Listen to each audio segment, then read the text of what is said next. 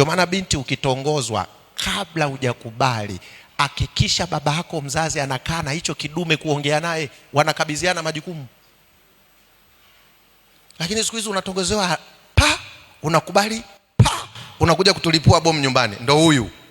Tupeni interview na hizo vidume maana mimi ndio struggle na wewe. Mimi ndio na uwezo kumwambia Sospita ukweli, unachukua aina gani ya mke.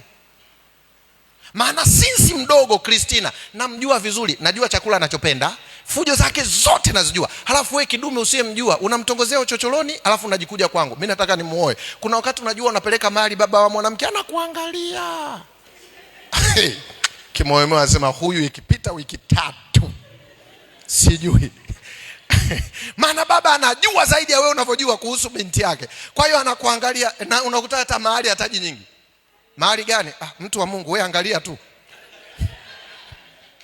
Lakini kama mwanaume angekuwa na interview, yani babake na mke wangu mzee Burugu angekuwa hai, angekaa na mimi akaniambia, Peter, unamhitaji Shoma? Unamfahamu?